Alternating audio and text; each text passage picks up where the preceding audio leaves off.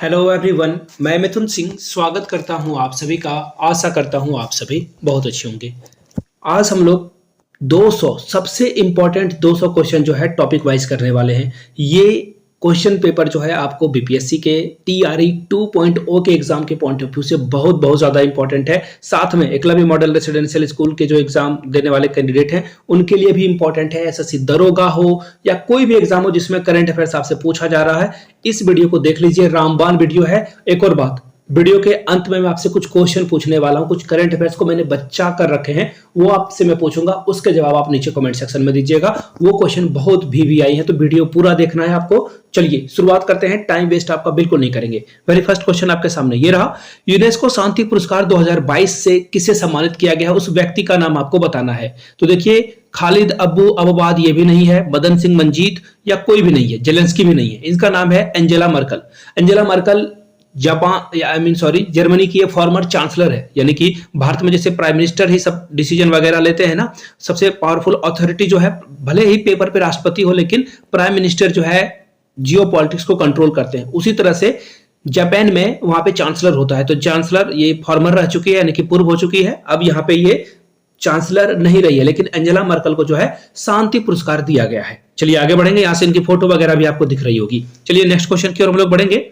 Next question आपके सामने ये रहा, 2023 में किसे राष्ट्रपति के सर्वोच्च नागरिक सम्मान ऑर्डर ऑफ ऑस्ट्रेलिया से सम्मानित किया गया है। ये नाम है रतन टाटा जी का। आप यहां से इनकी फोटो देख सकते हो। और रतन टाटा जी को यह पुरस्कार इसलिए दिया गया क्योंकि इन्होंने टीसीएस जो है आपको पता ही होगा, सॉफ्टवेयर कंपनी है, ये आपको ऑस्ट्रेलिया में मिलेगी और यहाँ पे 17,000 लोगों को इन्होंने रोजगार दे रखा है। और ये बहुत बड़ी बात है, 17,000 इंजीनियर को किसी एक ही कंपनी में एकोमोडेट करना, दैट इज ह्यूज, बहुत बड़ी बात है। तो ये रतन टाटा जी दे रहे हैं और भारत और ऑस्ट्रेलिया के टाई को बहुत मजबूत कर रहे हैं। दोनों के देशों के बीच के रिश्ते को मजबूत बना रहे हैं। कौन? रतन टाटा जी। और इनको जो है ये पुरस्कार दिया गया है। फोटो वगैरह आपको यहां से दिख ही रही होगी। चलिए आगे बढ़ेंगे नेक्स्ट क्वेश्चन की ओर। वीरता पुरस्कार पाने वाली भारतीय वायुसेना की पहली महिला अधिकारी कौन बनी है। तो देखिए, मैं इनके बारे में बता दूं, नाम तो मैं सबसे पहले आपको बता देता हूं, दीपिका मिश्रा। डी इसका सही जवाब है, लेकिन थोड़े और बहुत हम लोग जो है इस क्वेश्चन की गहराई में जाएंगे। देखिए, कोटा एक छोटा सा शहर है राजस्थान में। एक्चुअली ये बहुत फेमस है आईआईटी नीट वगैरह की तैयारी के लिए, डॉक्टर इंजीनियर बनने के लिए कोटा जाते हैं लोग। ये तो यहां से आने वाली महिला है। याद रखना है कि ये 2006 में ये पहली ऐसी महिला थी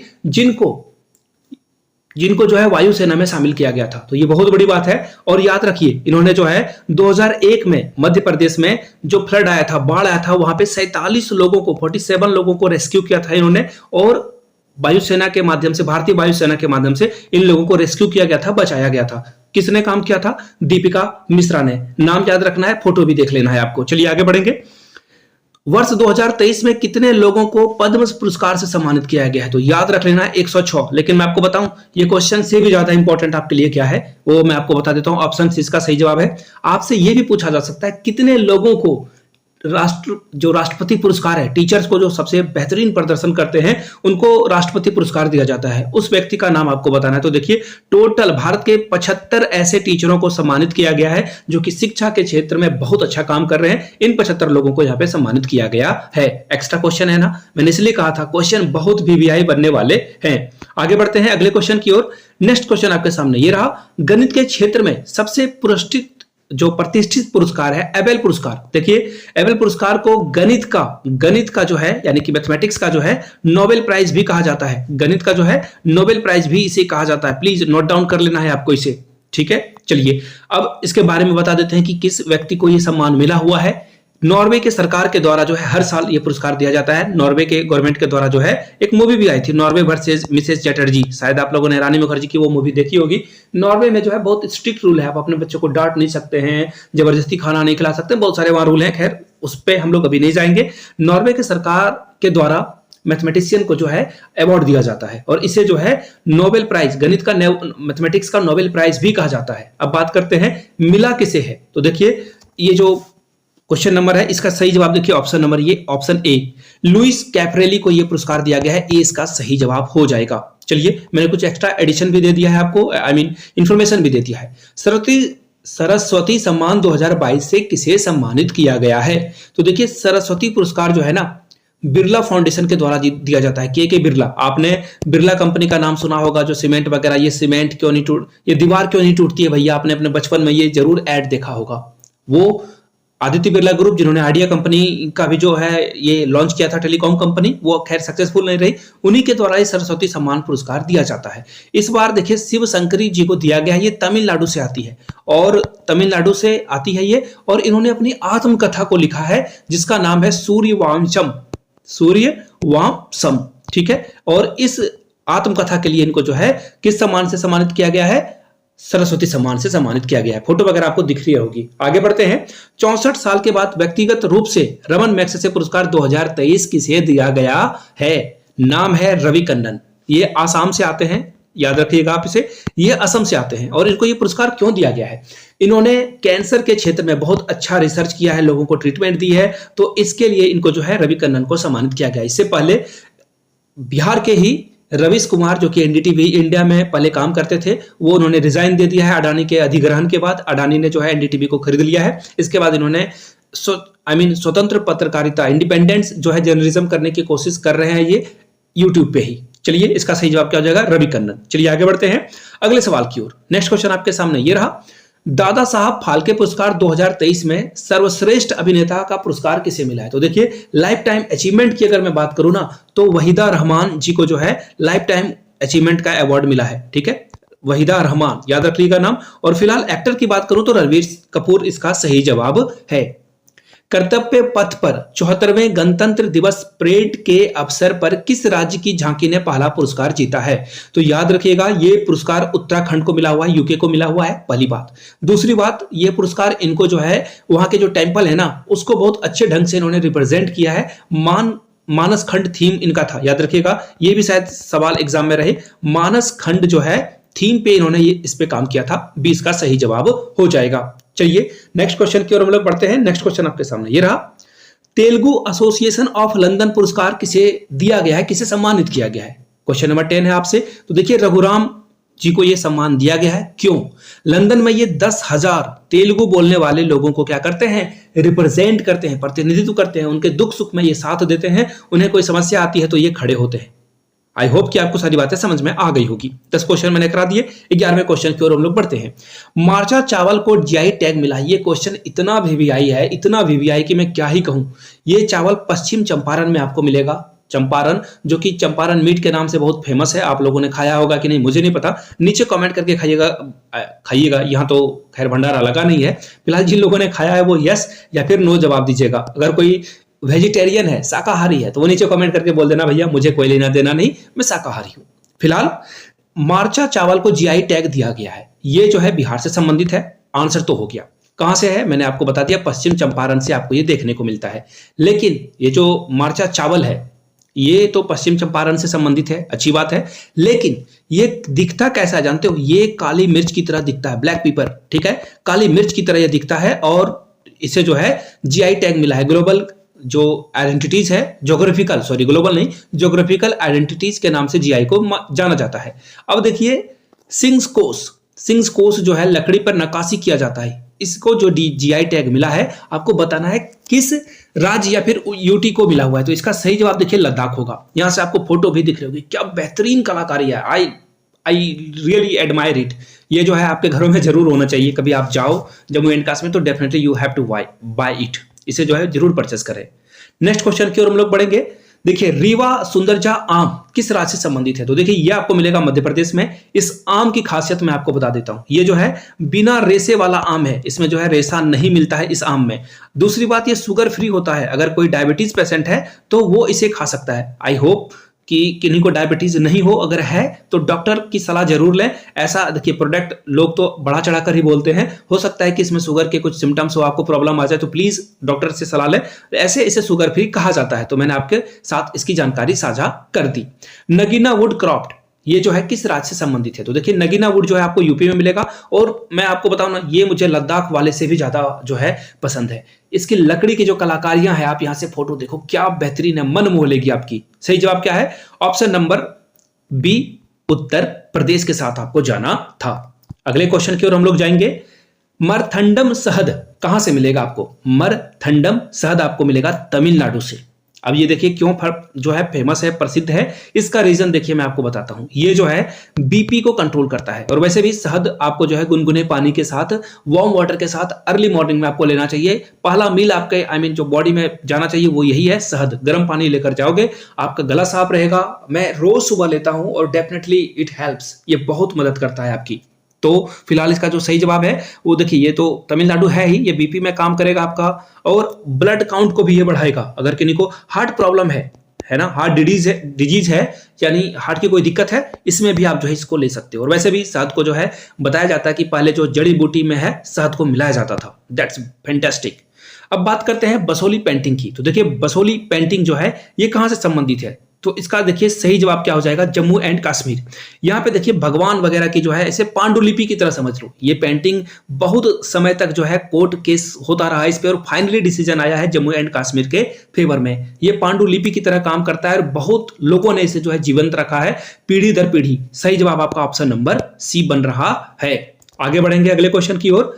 रंबम अनारदाना ये कहां से जो है संबंधित है, ये सवाल पूछा गया है। तो देखिए इसका जो सही जवाब होगा ये भी जम्मू एंड कश्मीर से मिलेगा। और अनारदाना जो है आप खाओगे तो डेफिनेटली इट हेल्प्स, आपके जो डिजीज वगैरह है उसको ये कंट्रोल करता है। गोमसा एक्चुअली बिहार या झारखंड या यूपी के लोग इसे गमछा के नाम से जानते हैं। तो देखिए गोमसा, ये गमछा जो है शायद मोदी जी ने ना वैक्सीन जब लगा रहे थे तो उन्होंने ये गमछा पहना था। उस समय आसाम का इलेक्शन था, if I am not wrong. मेरी अगर हाथी वाली मेमोरी है ना, हाथी कुछ भूलता नहीं, तो ऐसा ही था। मैं एडिटर साहब को बोलूंगा कि वो फोटो यहाँ पे लगा देंगे अगर ऐसा है, नहीं तो वो ये जो गमछा है उसकी फोटो यहाँ पे लगा देंगे। सही जवाब देखिए क्या होगा इसका, ये जो है आसाम से संबंधित है। और ये फोटो आपने जरूर देखी होगी।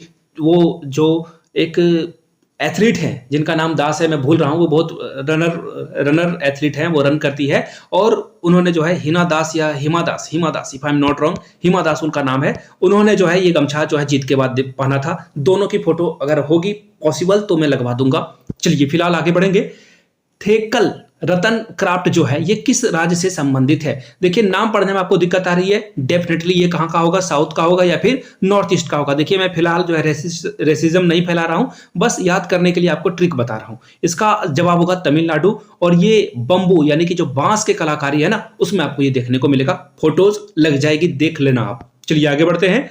अगला सवाल देखिए, खेलो इंडिया वुमेन लीग का नाम बदलकर क्या रख दिया गया है। इसे रख दिया गया है अस्मिता विमेन लीग। किसने नाम बदला, हमारे देश के युवा और खेल मंत्री जिनका नाम है अनुराग सिंह ठाकुर, उन्होंने इसका नाम बदलकर अस्मिता वुमेन लीग रख दिया है। ऑप्शन ए इसका सही जवाब हो जाएगा। चलिए आगे बढ़ते हैं।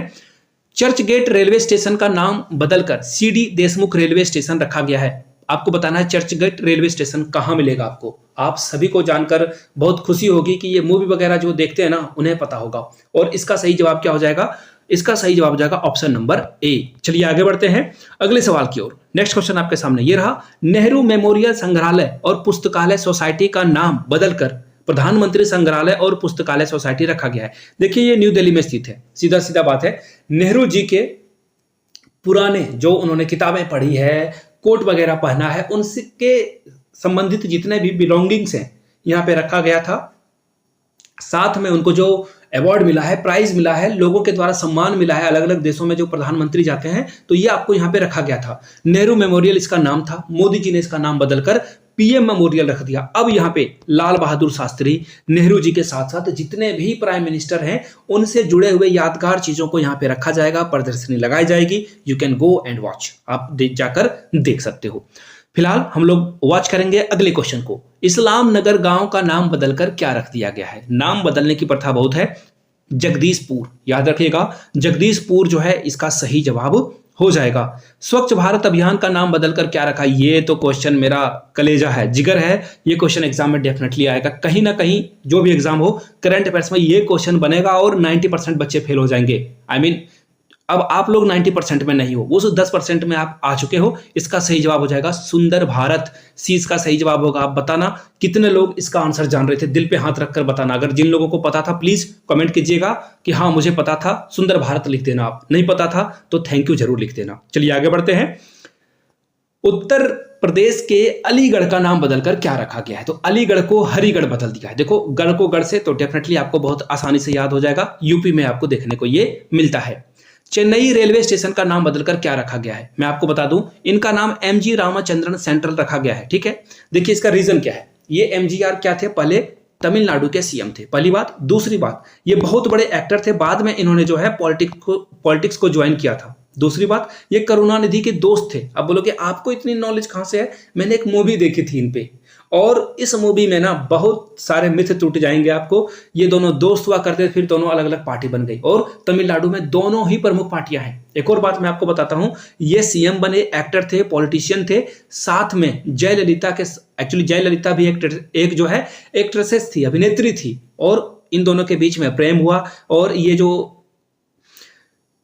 रामचंद्रन सेंट्रल है, यानी कि एमजीआर जो थे, इनकी शादी पहले हो चुकी थी, शादी था, ये मैरिज में थे, फिर इन्होंने अफेयर किया, और फिर जयललिता के साथ इनकी शादी नहीं हुई थी, और उसके बाद जयललिता को पॉलिटिक्स में यही लेकर आए थे, और जयललिता जो है तमिलनाडु की सीएम भी बनी थी। आगे बढ़ेंगे अगले क्वेश्चन की ओर। बुंदेलखंड एक्सप्रेसवे का नाम बदलकर क्या रख दिया गया है? सही जवाब क्या हो जाएगा? अटल पथ। योगी जी ने इसका नाम बदला है, डी इसका सही जवाब होगा। अब हम लोग बढ़ेंगे अगले क्वेश्चन की ओर फटाफट।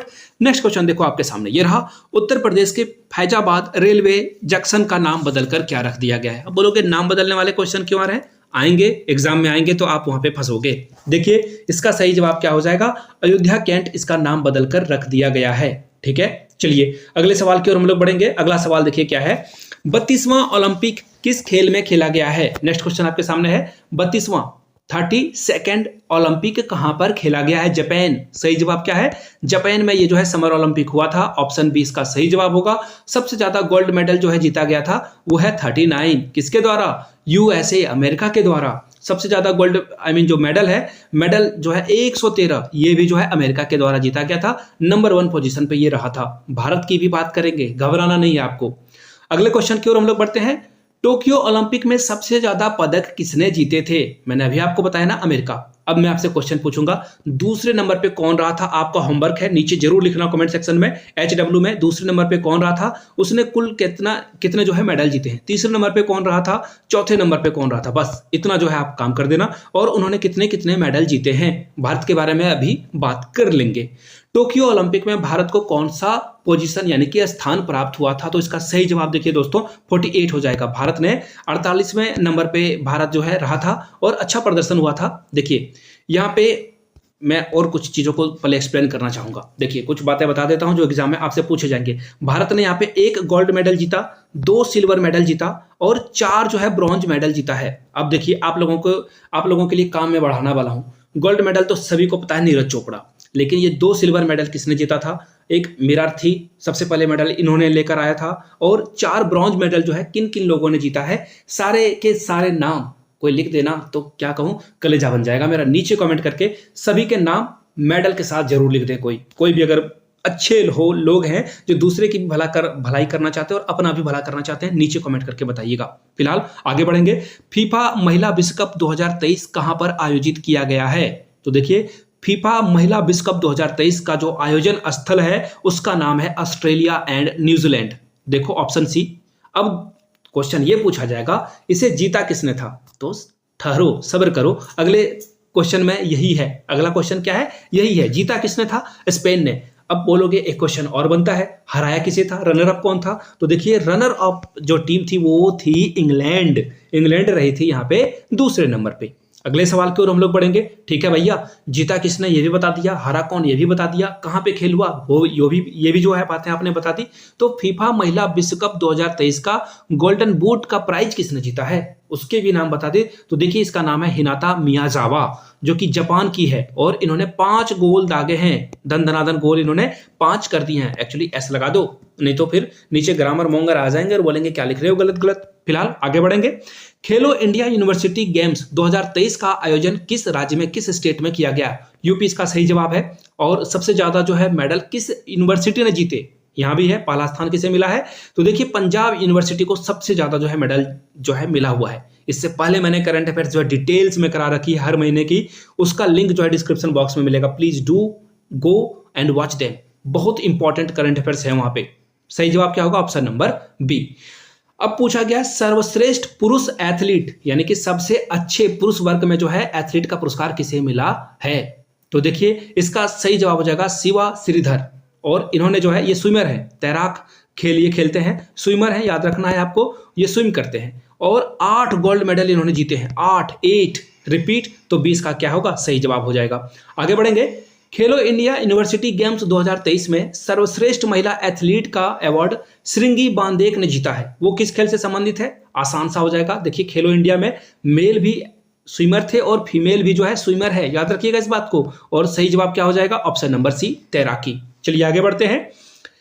अब चंद्रयान पे सवाल। चंद्रयान मिशन 3 को कब लॉन्च किया गया है, 14 जुलाई 2023 को ये लॉन्च किया गया था, याद रख लेना है। आगे बढ़ते हैं। चंद्रयान 3 को किस रॉकेट से की सहायता से, हेल्प से जो है लॉन्च किया गया है, तो देखिए इसका सही जवाब है GSLV मार्क 3 से इसे जो है लॉन्च किया गया था। चंद्रयान 3 को किस अंतरिक्ष क्षेत्र से लॉन्च किया गया था, तो यहां से आप देख लो, इसका जो सही जवाब हो जाएगा option number A, Satish Dhawan अंतरिक्ष केंद्र श्रीहरिकोटा से। कहां से किया गया था, श्रीहरिकोटा से, ये भी आपको याद रखना है। सतीश धवन अंतरिक्ष केंद्र निम्नलिखित में से किस राज्य में स्थित है, तो आंध्र प्रदेश के श्रीहरिकोटा में आपको ये मिल जाएगा।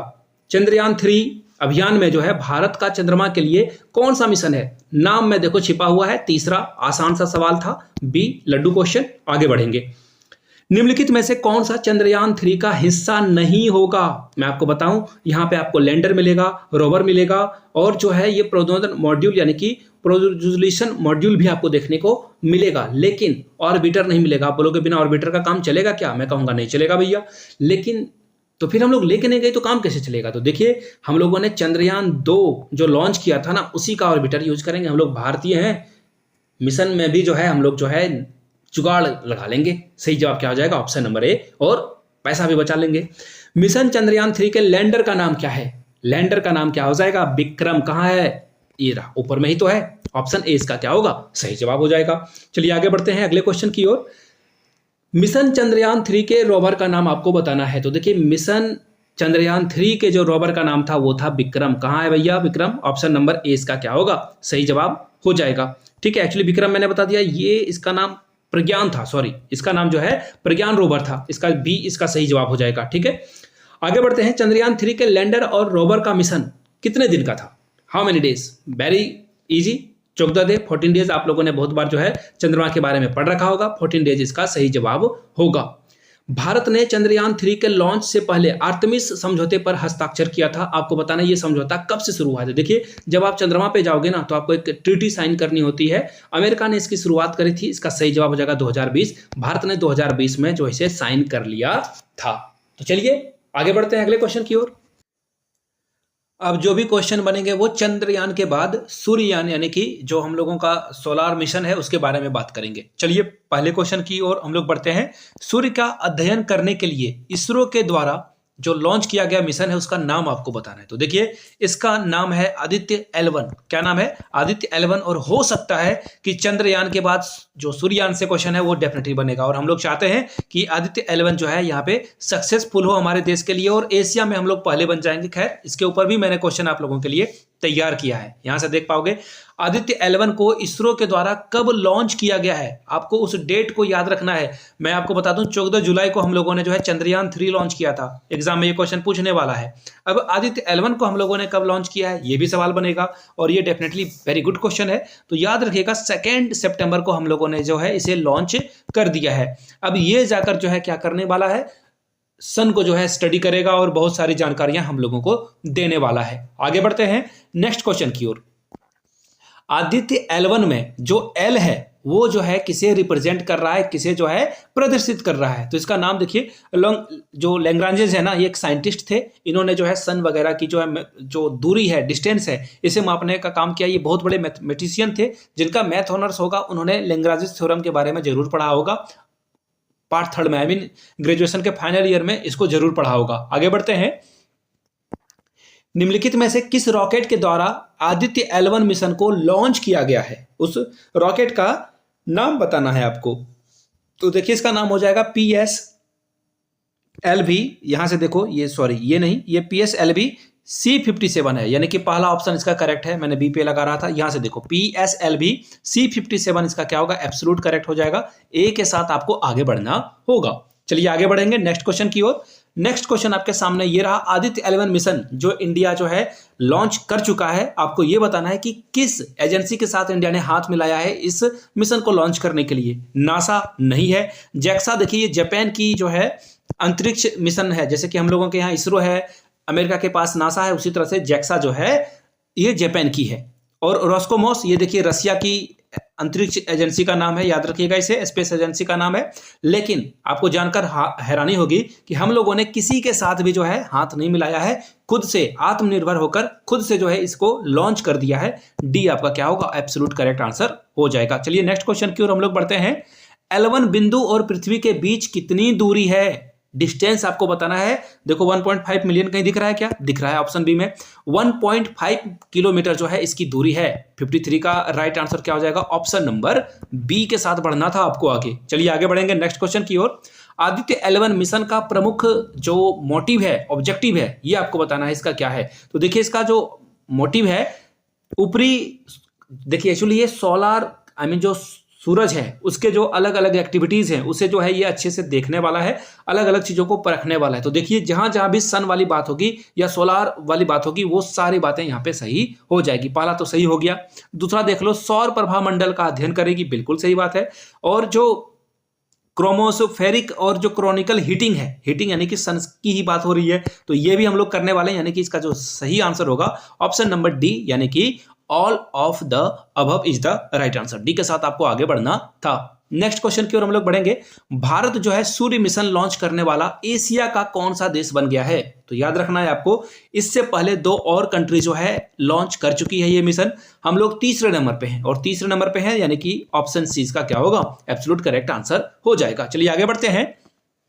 यदि सूर्य मिशन सफल होता है तो भारत यह हासिल करने वाला एशिया का कौन सा देश होगा। अगर ये सफल होता है, देखिए ये सेंटेंस पे आपको जोर देने की बात थी, अगर ये सफल हो जाता है तो हम लोग एशिया में पहले बनने वाले हैं। इससे पहले किसी का भी जो है ये मिशन सक्सेसफुल नहीं हुआ है, तो दैट मीन्स इसका ए सही जवाब होगा। अगर आप लोगों ने चंद्रयान के बारे में पढ़ा हो, यानी कि मून मिशन जो हम लोगों का 3rd था, चंद्रमा पे साउथ पोल पे पहुंचने वाले हम लोग पहले जो है पूरे वर्ल्ड में नंबर 1 कंट्री थे, तो हो सकता है कि ये भी जो है हम लोगों को एशिया में पहला स्थान दिला दे आदित्य 11 मिशन। आगे बढ़ते हैं नेक्स्ट क्वेश्चन की ओर। कौन सा रामासर स्थल असम में है। देखिए रामासर स्थल के बारे में थोड़ी बहुत जानकारी आपको होनी चाहिए। रामासर स्थल देखिए एक इंटरनेशनल ट्रीटी है, यानी कि हर देश के साथ हाथ मिलाया जाता है। आपने बचपन में एक कहानियां सुनी होगी माइग्रेशन के बारे में। माइग्रेशन के बारे में यानी कि पक्षी जो है एक जगह से उड़कर दूसरे जगह पर जाकर कुछ समय के लिए रहते हैं। ठंडे के समय में जो है जहाँ पे अलग जगह पे बहुत ज्यादा गर्मी पड़ रही है तो वो यहाँ आकर रहेंगे, या फिर बहुत ज्यादा कहीं पे ठंड हो रही है तो वो गर्मी के दिनों में जो है एक जगह से दूसरे जगह माइग्रेट कर जाते हैं। तो इसके लिए देखिए आप लोगों ने क्लास बचपन में जो है जरूर पढ़ा होगा साइबेरियन बर्ड के बारे में, जो कि इंडिया में आते हैं। तो ये क्या है, अगर जो है अलग अलग जगह से कोई बर्ड आपके कंट्री में आ रहा है तो इंटरनेशनल ट्रीटी के तहत आपको जो है उसको संरक्षण करना है, उसको हंटिंग नहीं करोगे आप। तो देखिए आपको पूछा गया असम राज्य में ये कहां पर स्थित है, तो इसका देखिए सही जवाब हो जाएगा दीपोर बिल, ए इसका क्या होगा, सही जवाब होगा। चलिए आगे बढ़ते हैं नेक्स्ट क्वेश्चन की ओर। अब आपसे यह सवाल पूछ लिया गया है, कौन सा रामासर स्थल हिमाचल प्रदेश में स्थित नहीं है। 3 यहां पे हैं, 1 नहीं है। तो देखिए हरिके वेटलैंड ये तो नहीं है, इसका आंसर ये तो है या नहीं है ये आपको बताना है। देखिए मैं आपको बता दूं ये तीनों ऑप्शन करेक्ट है, मैं सही वाले ऑप्शन को ही पहले पढ़ दिया इसलिए माफी चाहता हूं। डी इसका क्या होगा, एब्सोल्यूट करेक्ट आंसर हो जाएगा। चलिए आगे बढ़ते हैं नेक्स्ट क्वेश्चन की ओर। Which Ramsar site is located in state of Tamil Nadu. Tamil Nadu में कौन सा रामासर स्थल है ये आपको बताना है। तो देखिए इसका जवाब केवलादेव नहीं होगा। पॉइंट वाला कहां है, ये रहा ऑप्शन बी में। Point climate wildlife and word century जो है आपको देखने को मिलेगा, और ये 20 का क्या है, बिल्कुल सही आंसर हो जाएगा। चलिए आगे बढ़ते हैं नेक्स्ट क्वेश्चन की ओर। भारत में सबसे बड़ा रामासर स्थल कहां है ये आपको बताना है। तो देखिए ये जो है सुंदरबन वेटलैंड में आपको मिलेगा, ऑप्शन ए इसका क्या होगा, सही जवाब हो जाएगा। चलिए आगे बढ़ते हैं नेक्स्ट क्वेश्चन की ओर। How many Ramsar site are there in India. भारत में कुल कितने रामासर स्थल है, इस तरह के कितने रामासर स्थल हैं। तो देखिए याद रखिएगा इसका सही जवाब हो जाएगा 75 और 4 नए जो एडिशन है, याद रखिएगा इसे ऐड करके मैं आपको बता रहा हूं। 4 नए साइट को यहां पे ऐड कर लिया गया है जहां पे पंछी जो है आकर माइग्रेट करती है भारत में। अगला सवाल देख लो, रामासर स्थल गुजरात में किस राज्य में स्थित है, तो ये आपको बताना है। तो देखिए गुजरात में जो है आपको ये नल सरोवर पक्षी अभयारण्य यानी कि ऑप्शन ए में देखने को मिलता है। अब ये क्वेश्चन इसलिए इंपॉर्टेंट है ना, अभी के समय में बहुत सारे पक्षी इन जगहों पे माइग्रेट कर रहे हैं, तो डेफिनेटली एक क्वेश्चन करंट अफेयर्स का यहां से पूछा जा सकता है। कौन सा रामासर स्थल ओडिशा राज्य में स्थित है? तो देखिए चिल्का झील कहां है, ऑप्शन बी में। चिल्का झील में जो है आपको ये पक्षी जो है माइग्रेट करते हुए दिखेंगे। चलिए क्वेश्चन नंबर 64 की ओर हम लोग बढ़ेंगे, जो कि आपके सामने ये रहा। कौन सा रामासर स्थल जम्मू एंड कश्मीर में स्थित है? इसका जवाब हो जाएगा वुलर झील। वुलर झील आपको पता ही होगा, ऑप्शन ए इसका क्या होगा, करेक्ट आंसर हो जाएगा। सीधा सीधा फैक्चुअल क्वेश्चन है, तो इसे मैं एक्सप्लेन करने की कोशिश नहीं करूंगा। आई होप कि आप समझ पा रहे हो चीजों को। देखिए अगला क्वेश्चन क्या है, कौन सा रामासर स्थल महाराष्ट्र में स्थित है? महाराष्ट्र राज्य में कौन सा स्थित है? तो लोनार वाला कहां ऑप्शन आपको दिख रहा है, देखिए बी में, एक्चुअली सी में दिखेगा लोनार झील। ये कहां है, महाराष्ट्र में स्थित है। नेक्स्ट क्वेश्चन की ओर हम लोग बढ़ेंगे, कौन सा रामासर स्थल पश्चिम बंगाल में स्थित है? यानी कि वेस्ट बंगाल में आपको कौन सा रामासर स्थल दिखेगा? तो सुंदरवन जो है वेटलैंड आपको ये दिखेगा ऑप्शन नंबर ए में। ए के साथ आपको जाना था। आगे बढ़ेंगे, हाल ही में मणिपुर में राहत एवं पुनर्वास कार्य की निगरानी के लिए गठित समिति का अध्यक्ष किसे नियुक्त किया गया है? तो इसका सही जवाब हो जाएगा गीता मित्तल जी को जो है नियुक्त किया गया है। Geeta Mittal is the right answer. देख लो ऑप्शन कहां है, ऑप्शन ए इसका करेक्ट आंसर हो जाएगा। और वैसे भी याद रखिएगा मणिपुर है, तो मणिपुर में जो है आप इसे याद रख पाओगे। निगरानी जो है राहत और पुनर्वास कार्य के लिए जो है गीता मित्तल इसका सही जवाब हो जाएगा। आगे देखते हैं, मणिपुर में हिंसा के लिए जांच आयोग का एक गठन किया गया है। तो देखिए जांच करने के लिए क्या चाहिए होगा, आपके पास बहुत अच्छा विजन होना चाहिए, किसी को पकड़ने के लिए लंबे हाथ होने चाहिए। मजाक कर रहा हूं, आप इसे याद कर पाओगे। तो देखिए कैसे याद कर पाओगे, अजय लांबा जी का हाथ लंबा है, तो ये जो है हिंसा करने वाले लोगों को पकड़ पाएंगे। सी इसका सही जवाब है। ट्रिक बता रहा हूं, बाकी आपकी मर्जी, आप जैसे याद कर सको। अगला सवाल देख लो क्या है, निम्नलिखित में से किसकी अध्यक्षता में चीता परियोजना के देखरेख हेतु गठित समिति का गठन किया गया है? तो ये जो सही जवाब हो जाएगा 69 का, वो हो जाएगा राजेश गोपाल। डी क्या है इसका सही जवाब हो जाएगा, डी इसका करेक्ट आंसर है। चलिए नेक्स्ट क्वेश्चन की ओर हम लोग बढ़ते हैं। नेक्स्ट क्वेश्चन आपके सामने ये रहा, अखिल भारतीय, अगला सवाल देख लो आप, यहां से देख पाओगे, अखिल भारतीय फुटबॉल महासंघ मामले के निगरानी हेतु किसकी अध्यक्षता में समिति का गठन किया गया है? तो ए आर दवे इसका सही जवाब हो जाएगा। ए आर दवे के निगरानी में इस अध्यक्षता की समिति का गठन किया गया है। ए ऑप्शन आपका क्या होगा, करेक्ट आंसर हो जाएगा। चलिए अगले क्वेश्चन की ओर हम लोग बढ़ेंगे। डिफॉल्टर यानी कि जो कर्ज लेकर वो पैसे वापस नहीं करता है, पैसे की वसूली करने के लिए किस समिति का गठन किया गया है? तो याद रखिए, आप लोगों को याद रखना है, ये जो कमिटी है उनका नाम है प्रदीप। ऑप्शन देख लो आप, यहां से आपको दिख जाएगा प्रदीप नंद राजोग समिति, यानी कि ऑप्शन बी क्या है इसका करेक्ट आंसर है। ये क्या करेंगे, पैसे वसूलेंगे इन लोगों से। आगे देखिए, आपको याद होगा कि पंजाब में जब प्रधानमंत्री मोदी जी गए थे तो उनके सुरक्षा में चूक का मामला आपको देखने को मिला होगा। अब आपसे पूछा गया है कि इस चूक मामले को, जो जांच एजेंसी में चूक हुआ था, इसकी अध्यक्षता किस समिति का गठन किया गया है, उस समिति का नाम आपको बताना है। तो देखिए सुधीर कुमार सक्सेना, ये भी सही है, इंदु मल्होत्रा, ये भी सही है, यानी कि बोथ इसका जो है करेक्ट आंसर हो जाएगा। यानी कि सुरक्षा में जो है चूक का मामला आपको देखने को मिलेगा। लखीमपुर खीरी घटना जो है, अब आपको बताना है इस समिति का अध्यक्ष कौन है। लखीमपुर खीरी का घटना आपको याद होगा, अब आपको बताना है इसके समिति का अध्यक्ष कौन है। प्रदीप श्रीवास्तव, ये आपका क्या होगा, एब्सोल्यूट करेक्ट आंसर हो जाएगा। चलिए आगे बढ़ते हैं। डीटीसी बस खरीद प्रक्रिया की जांच हेतु बनाई गई समिति का अध्यक्ष कौन है? देखिए यहाँ पे खरीद बिक्री प्रक्रिया में जो है कुछ अनियमितता जो है पाई गई थी, करप्शन पाया गया था। ओपी अग्रवाल जो है इसकी जांच को आगे बढ़ाएंगे और पता करेंगे कि डीटीसी बस खरीदने में किसी तरह की धांधली या फ्रॉड हुआ है या अथवा नहीं। लद्दाख की भाषा, संस्कृति और भूमि के संरक्षण हेतु समिति का जो अध्यक्ष बनाया गया है, किसे बनाया गया है? तो देखिए लद्दाख में जो है इसका सही जवाब हो जाएगा जी किशन रेड्डी। ये आपको जो है कल्चर मिनिस्टर इंडिया के हैं, याद रखना है आप इसको। ये जो है कल्चर मिनिस्टर हैं और ये शायद तेलंगाना या फिर आंध्र प्रदेश से आते हैं। नीचे कमेंट करके बताइएगा इसका absolute correct answer. Netaji Subhash Chandra Bose की 125वीं जयंती हेतु गठित की गई समिति का अध्यक्ष किसे बनाया गया है? तो देखिए इसमें जो है नरेंद्र मोदी इसकी अध्यक्षता करेंगे। सी इसका सही जवाब है, नरेंद्र मोदी यहां पे पार्टिसिपेट करेंगे एज अ अध्यक्ष। पर्पल उत्सव 2023 का आयोजन किस राज्य में किया गया है? तो देखिए पर्पल यानी कि आपको जो है झारखंड, कहां है ऑप्शन सी में, झारखंड राज्य में ये होने वाला है पर्पल उत्सव। आगे देख लेते हैं अगले क्वेश्चन की ओर। गान नगाई त्योहार जो है किस राज्य में मनाया जाता है, किस स्टेट में मनाया जाता है? तो देखिए अभी मणिपुर बहुत चर्चा में है, ये क्वेश्चन बहुत इंपॉर्टेंट है, मणिपुर में ये जो है मनाया जाता है। आगे बढ़ेंगे। चौथे राष्ट्रीय युवा संसद महोत्सव 2023 का आयोजन निम्न में से किस स्थान पर किया जाएगा? तो देखिए इसका सही जवाब क्या हो जाएगा, नई दिल्ली। ऑप्शन डी इसका क्या होगा, करेक्ट आंसर हो जाएगा।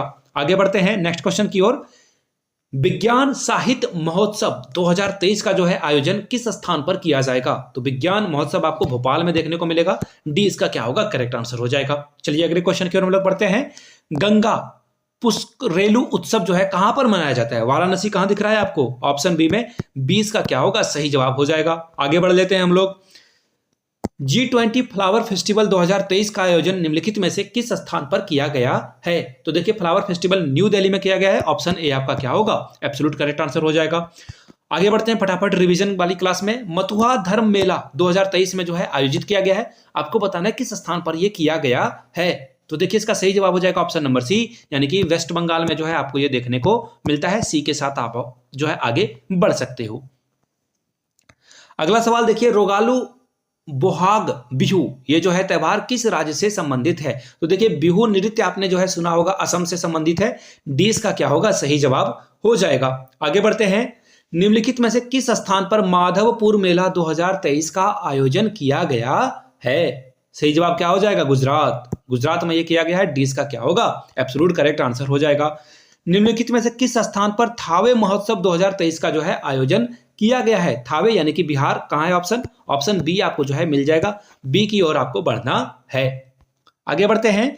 मिर्गवानी राष्ट्रीय उद्यान किस राज्य में स्थित है? ये बहुत बहुत बहुत ज्यादा इंपॉर्टेंट सवाल है, डी इसका सही जवाब है तेलंगाना। हाल में ये फॉर्म हुई है, इसलिए ये इंपॉर्टेंट सवाल बनता है। भारत का प्रथम राष्ट्रीय उद्यान कौन सा है? उस उद्यान का नाम आपको बताना है, नेशनल पार्क का नाम आपको बताना है। तो जिम कॉर्बेट इसका सही जवाब हो जाएगा। सबसे पुराना जो है जिम कॉर्बेट ही है, फर्स्ट नेशनल पार्क भी यही है। अगला सवाल देख लेते हैं हम लोग। ताडोबा राष्ट्रीय उद्यान किस राज्य में स्थित है? यह आपसे सवाल पूछ लिया गया है, अच्छी बात है। इसका सही जवाब हो जाएगा महाराष्ट्र, ऑप्शन डी के साथ आप आगे बढ़ सकते हो। अब अगले सवाल की ओर हम लोग बढ़ेंगे, क्वेश्चन नंबर 90। भारत का सबसे बड़ा बाघ अभ्यारण्य कहां पर स्थित है? नागार्जुन, ऑप्शन बी इसका क्या होगा, सही हो जाएगा। और कृष्णा नदी पर यह स्थित है, यह भी आपको याद रख लेना चाहिए। चलिए अगले क्वेश्चन की ओर हम लोग बढ़ते हैं। नेक्स्ट क्वेश्चन आपके सामने ये रहा। बायसन राष्ट्रीय उद्यान किस राज्य में स्थित है? तो देखिए बायसन जो है वो आपको त्रिपुरा में देखने को मिलेगा, ए इसका क्या होगा, एब्सोल्यूट करेक्ट आंसर हो जाएगा।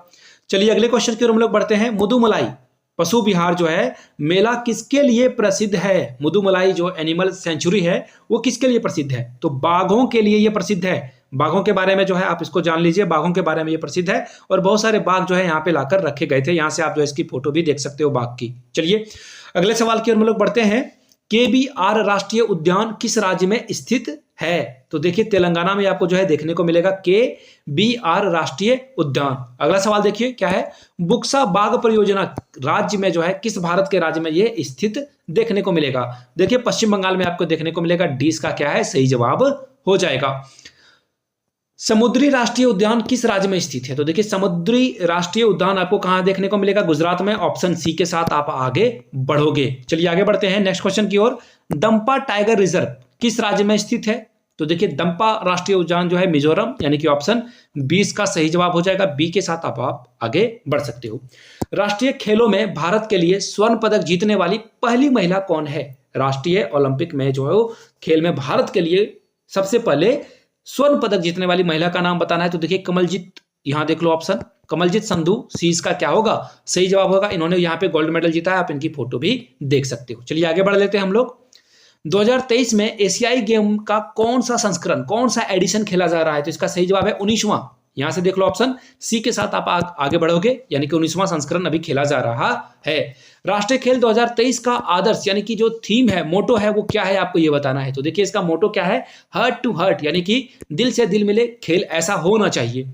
एक्चुअली ये जो है दिल से दिल मिलाने वाली बात हो रही है। अगले सवाल की ओर हम लोग बढ़ेंगे। एशियाई खेल 2023 भारतीय टीम का आधिकारिक प्रायोजक यानी कि स्पॉन्सर कौन है? इसका सही जवाब देखिए आप लोग देंगे नीचे कमेंट करके।